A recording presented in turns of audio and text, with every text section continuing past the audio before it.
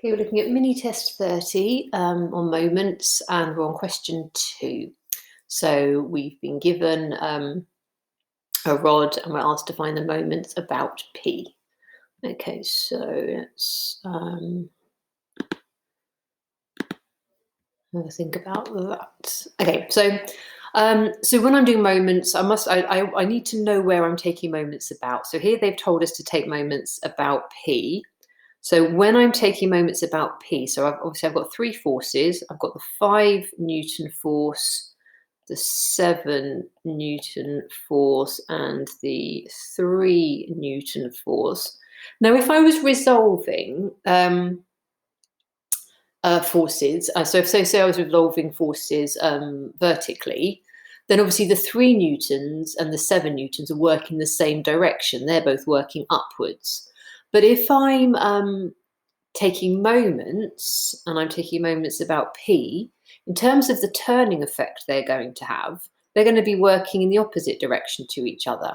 Because if I've got a pivot at P, if I'm turning it about P, the 3 Newtons is going to be trying to pull that end up. So that's going to be trying to turn the whole thing anti-clockwise.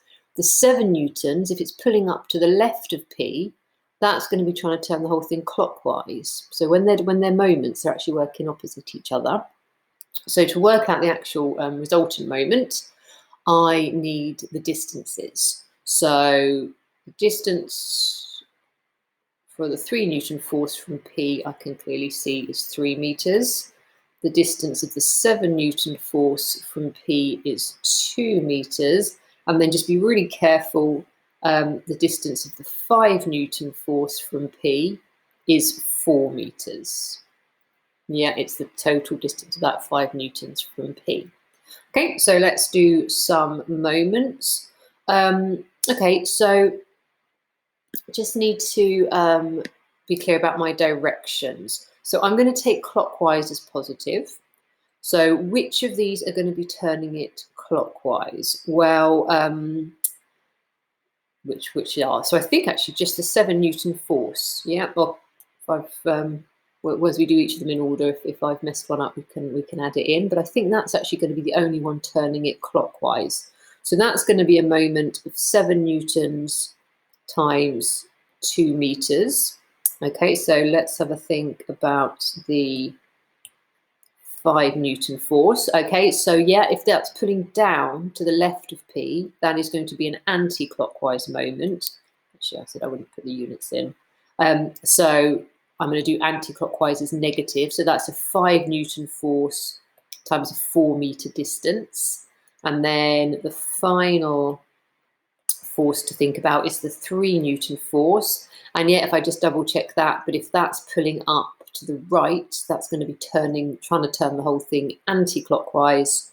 So that will also be minus 3 Newtons times 3 meters. So just to sort of clarify what we're saying there, we're saying both of those are going to be turning it anti-clockwise, or trying to turn it anti-clockwise. So I've done those as negative. So that's an anti-clockwise moment, and that's an anti-clockwise moment. And this one is going to be trying to turn it clockwise. Okay, so basically, if I do that, if I end up with a positive answer, then the resultant moment is clockwise. If I end up with a negative answer, which is what I think I'm going to get, then the resultant moment is anti-clockwise. So let's try that. So 14 minus 20 minus 9 is giving me minus 15 Newton meters. So I was doing positive as clockwise and negative as anti-clockwise. That seems the most sensible thing to do. So the resultant moment is 15 Newton meters anti-clockwise, because I end up with a negative moment there. Okay, so that's question 2.